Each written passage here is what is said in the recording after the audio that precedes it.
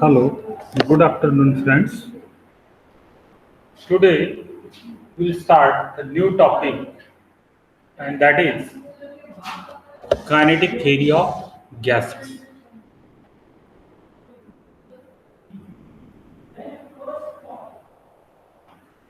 Kinetic theory of gases and radiation. So here, I think you all are familiar with gas. With gas, because whenever we consider any substance, there are three states of matter.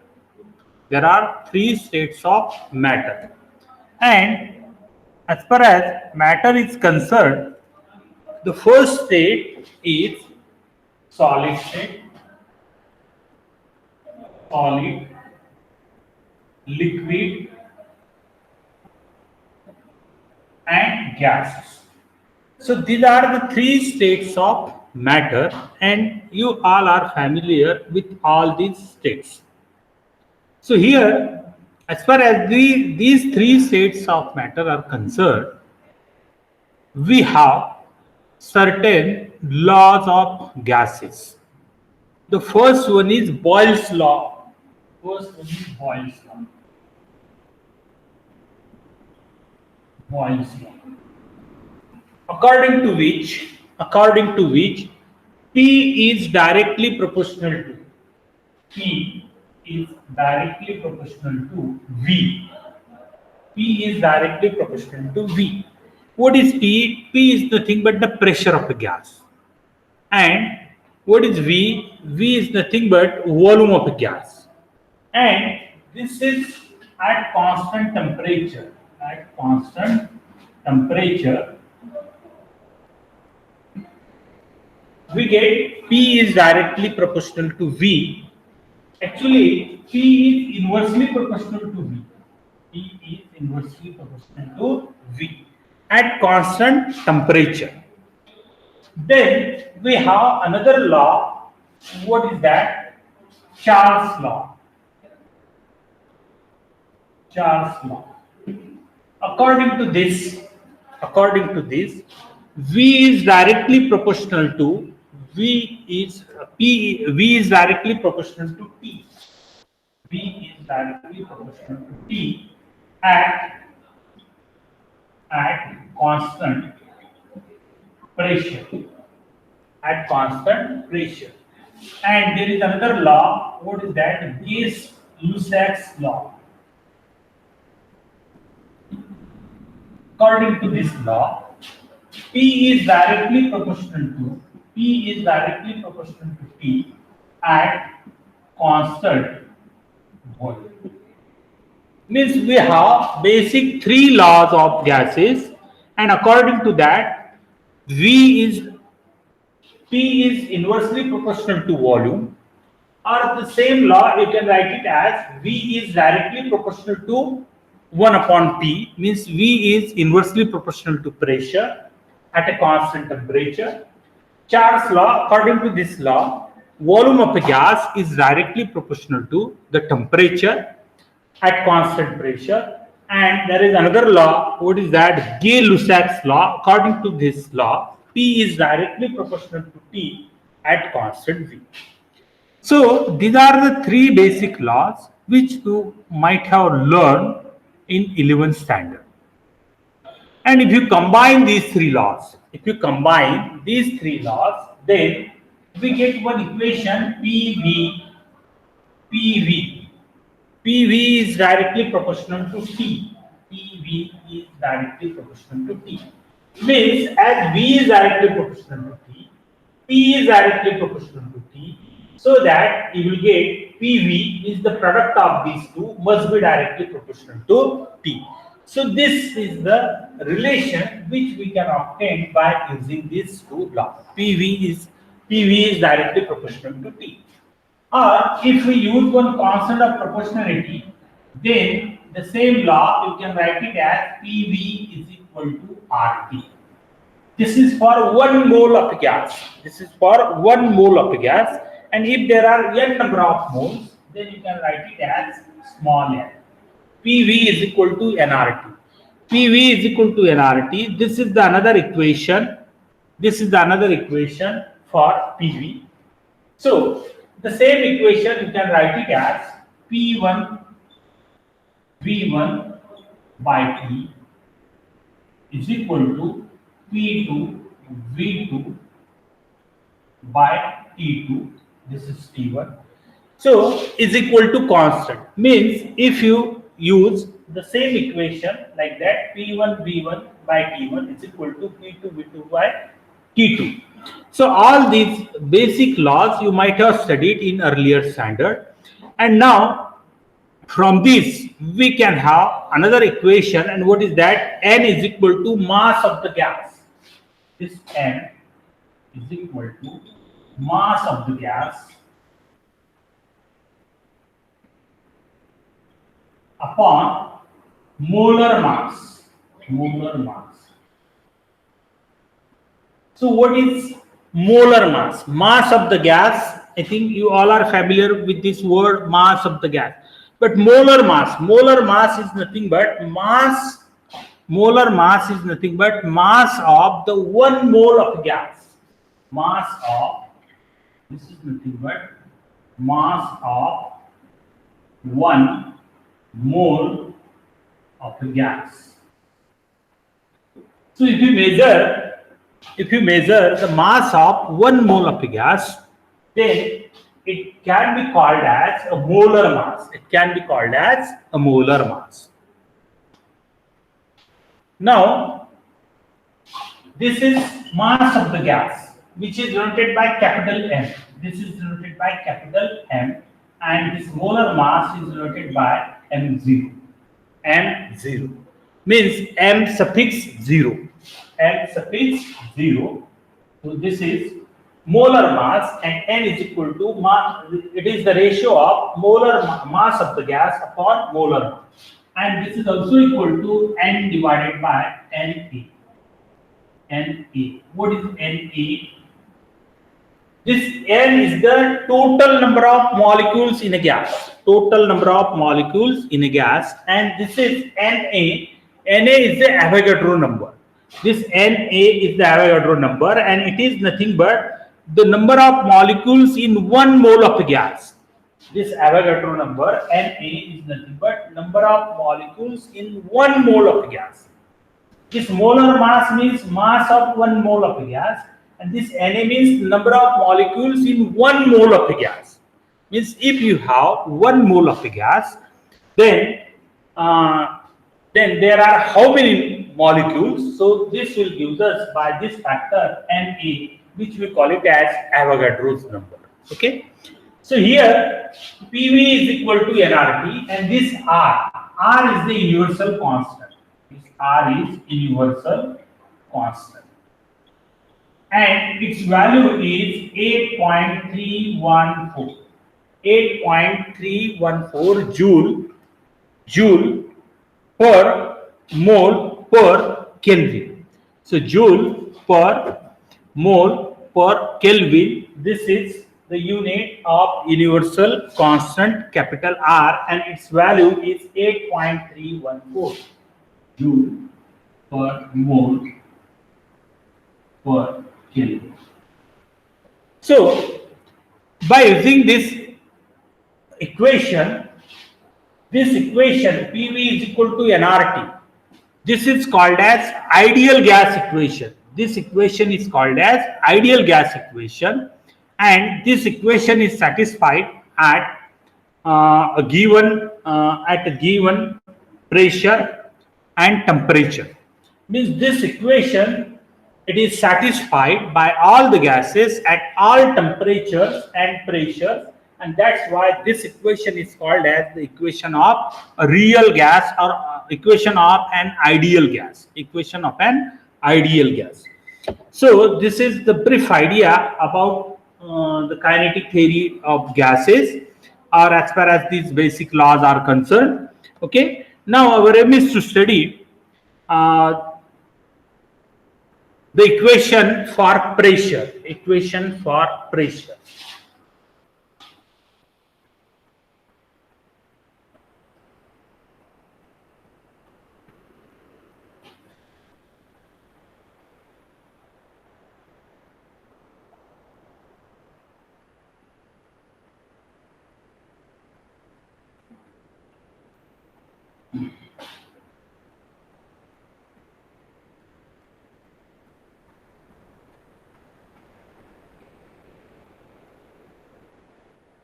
Actually, there are some topics in this chapter, such as mean free path, then behavior of a gas, then mean free path, ideal gas, and real gas. So all this part has been deleted from your syllabus as far as this year's exam is concerned. Now we'll directly switch on to pressure of ideal gas. Pressure of ideal gas.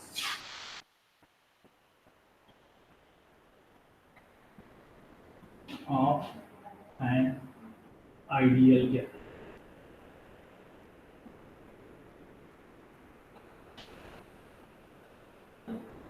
So just I told you an equation for ideal gas, which is equal to PV is equal to nRT. PV is equal to nRT, where P is the pressure of a gas, V is the volume of a gas, N is the number of molecules, and this capital R is the universal constant, and T is the absolute temperature. Okay.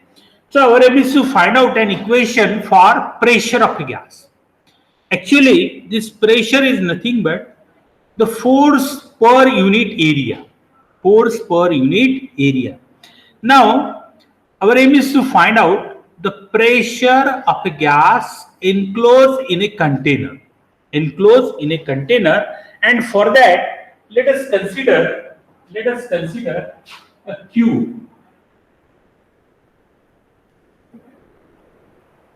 This is a cube.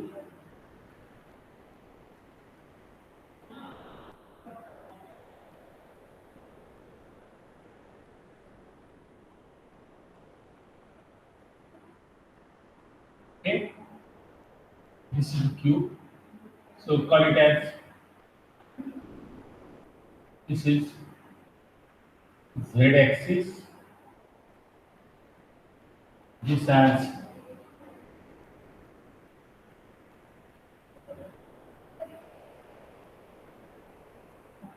y axis, and this as x axis.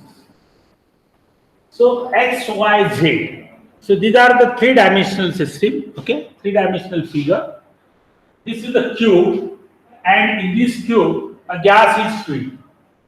So this is the phase which we are considering. This is the phase which we are considering. Okay, I will show it with the dark lines.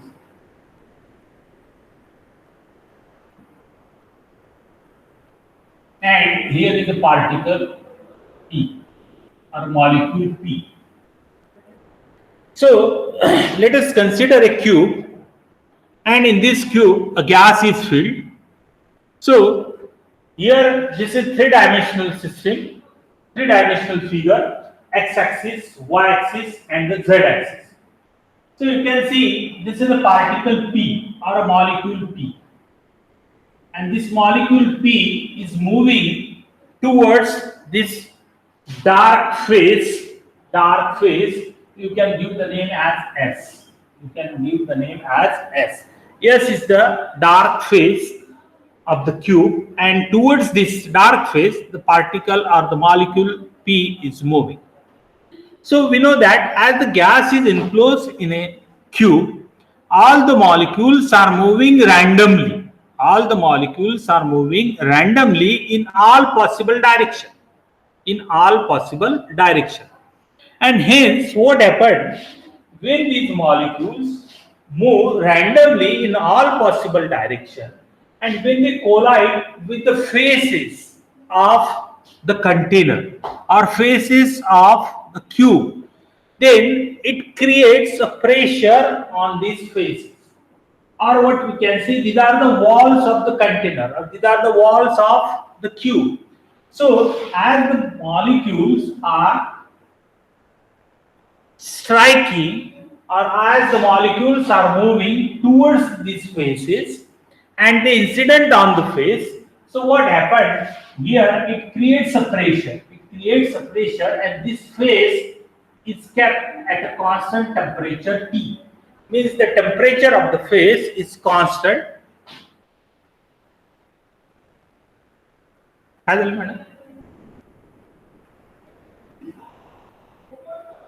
So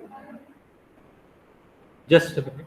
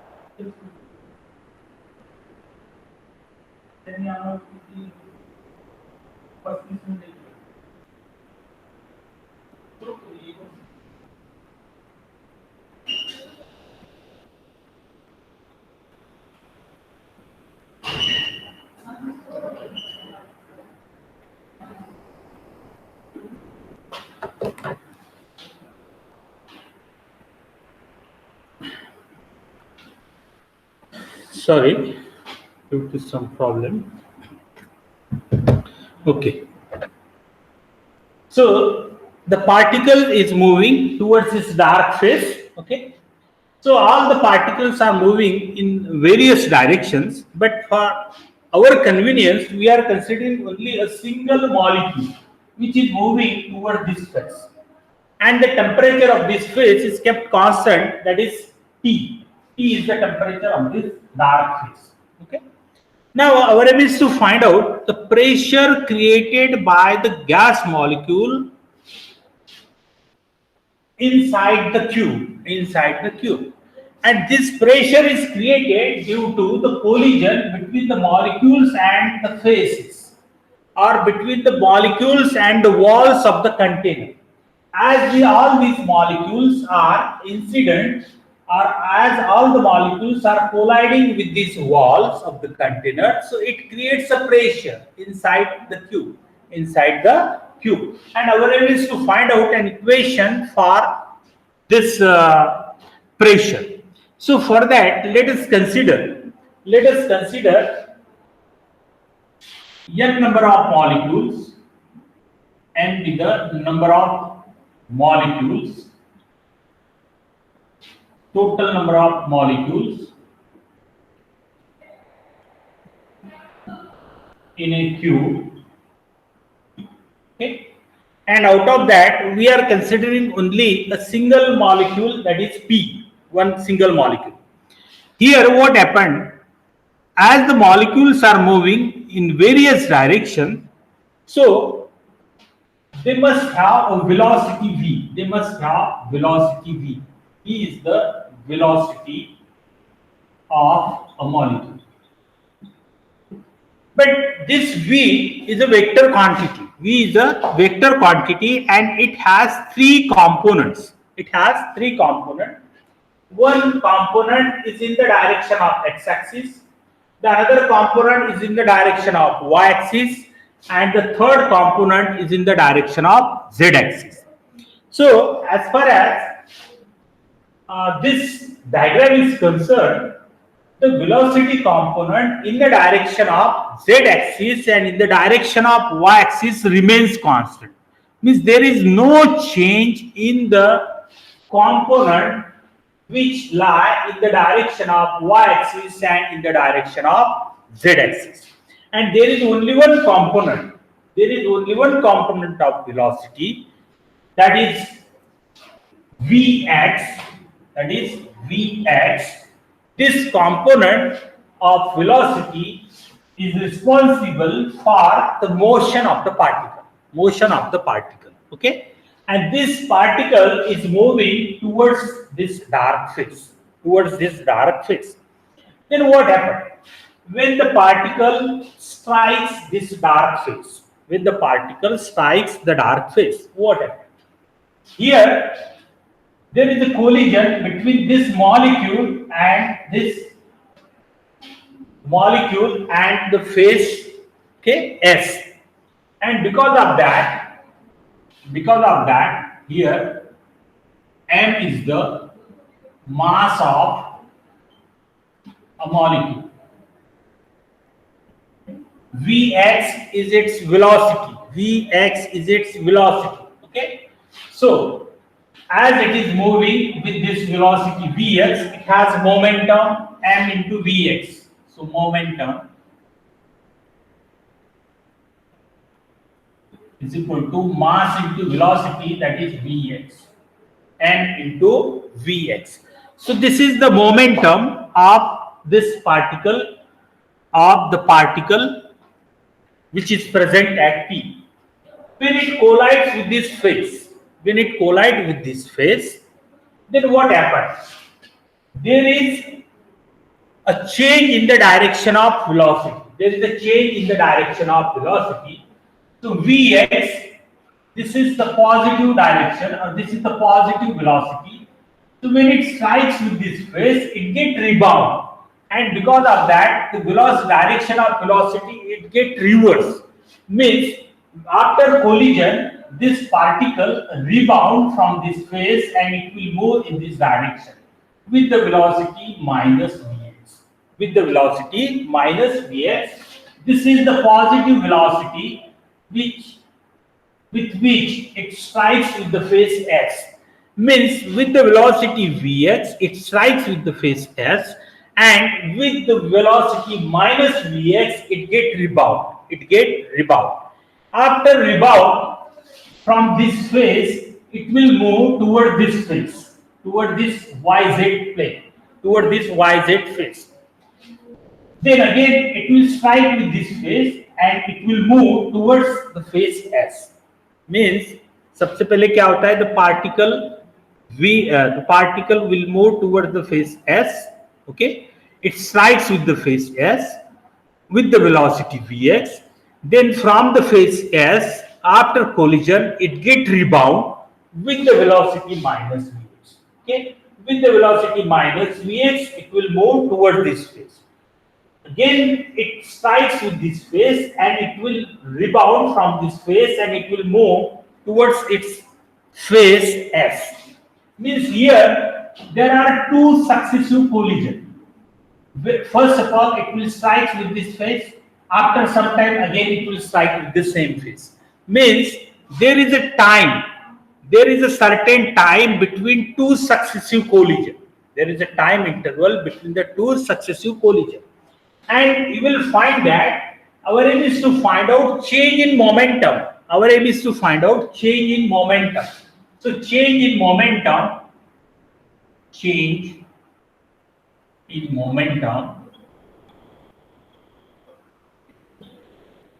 delta px is equal to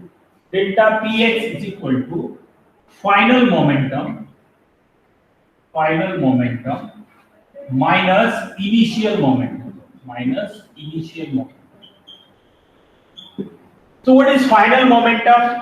You can see mass of the particle remains constant. So m, okay. Then final momentum means the product of mass and velocity. So final velocity is minus Vx. So it will be minus Vx. M into minus Vx. Minus initial momentum. It strikes with the velocity Vx and with the mass m. So m into Vx. This is its initial momentum. So minus mvx means 2 times mvx. and it is minus. So this is the change in momentum. This is the change in momentum of the molecule. Means we have calculated the final momentum, initial momentum, and the change in momentum is minus 2 mvx. This negative sign indicates that there is a loss in momentum. There is loss in momentum as far as this molecule is concerned. So, according to law of conservation of momentum, the total momentum before collision must be equal to the total momentum after collision. So, as this negative sign indicates that there is a loss in momentum, so it means that the same amount of momentum or the same quantity of momentum is gained by the phase S. So, momentum gained by the phase S, momentum gained by phase S is equal to plus 2 times mvx. Plus 2 times mvx. This is the momentum gained by the phase S in one collision. In one collision with the molecule P. So every time whenever the molecule P collides with the phase S, it gains a momentum equal to 2 mvx. So here we have calculate only the change in momentum of the molecule, and from that we have find out the momentum gained by the phase S in one collision. So then we will find out the rate of change of momentum. Rate of change of momentum. Rate of change of momentum is delta px divided by time t. But this t, delta px divided by t. T is the time. And how will you find out t? We know that x displacement velocity is equal to rate of change of displacement. Means x is the displacement and t is the time. Then x by t, this is nothing but the velocity. X by t is nothing but the velocity. Or t is equal to x by velocity. Okay. So here x, what is x? You can see this is a cube. So each side of the cube is having the same value, and that is say capital L. So capital L be the length of the cube, capital L be the width of the cube, and capital L be the height of the cube. So L. So each side is having the same value, that is capital L. So what happened when it strikes with the phase S? Okay, from this phase it will move toward this phase. Means it will cover a distance equal to L. From this phase to this phase again, it will cover again the same displacement. Means the total displacement covered by a molecule during one collision is equal to twice L. Is equal to 2L. And its velocity is Vx. We know that its velocity is Vx. So delta Px by T means 2L by Vx. 2L by Vx. And delta Px, just we have found out, change in momentum is equal to plus 2 mvx. Plus 2 mvx. Divided by twice L. This is denominator to denominator, it becomes numerator into Vx. Okay, so it will be 2 mvx square divided by twice L. So 2 will get cancelled. And here you will get mvx upon mvx square upon L. So this remaining part of this equation we'll see later on, okay, because the time is over.